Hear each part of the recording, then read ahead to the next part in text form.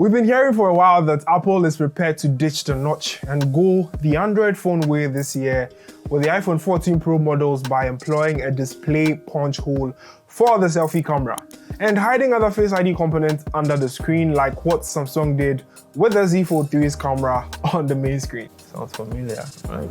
The last time we heard that rumor corroborated by yet another source was just a couple of days ago. But now the leaker has reposted an alleged iPhone 14 Pro Max panel that reveals what Apple's true intentions for a notchless phone design might be. Last we heard, Apple was supposed to use a big pill-shaped punch hole where we assumed that the Face ID components like the infrared camera and the flood illuminator will be housed. In fact, there were rumors that Apple will use both the pill-shaped and a circular cutout in the display to house everything that is now housed into the iPhone's notch.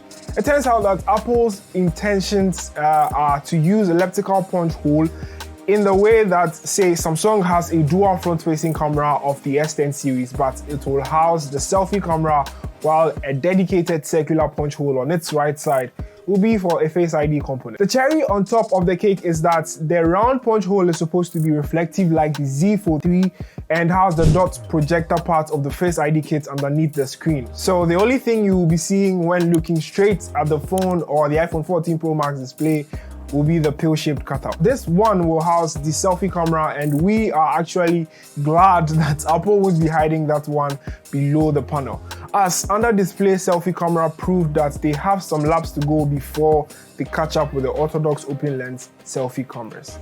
Now, in fact, the source claims that there might be a new selfie camera on all the iPhone 14 models, as both the one in the elliptical punch hole of the Pro series and the cutout in the refined notch of the iPhone 14 and 14 Max are said to be bigger than on the iPhone 13 series and resemble ones carrying ultra-wide angle lenses. The way iPhone 14 users will be able to fit much more people in the frame when they take selfies, and the Face ID accuracy may be further improved too.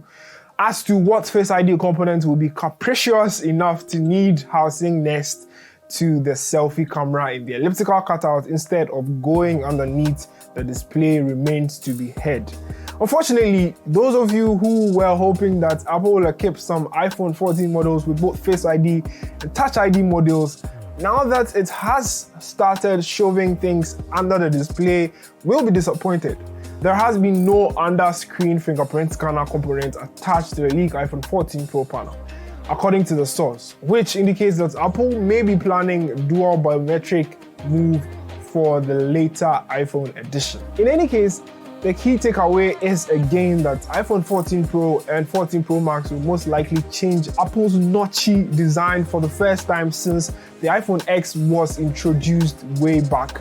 Thus, they'll carry an immediate telltale sign you've bought the expensive model, so given Apple's luxury company status, we can only imagine the rush to buy those when they land in the fall, as has happened many a times in the past when Apple changes the design in a more significant manner. I go by the name Delpy, and this has been it for the iPhone 14 Pro and Pro Max models updates we have so far about the display and the looks on the devices. Once again, I'm Delpy, and thanks for watching. I hope you subscribe and leave a like on the video. I have spoiled my phone!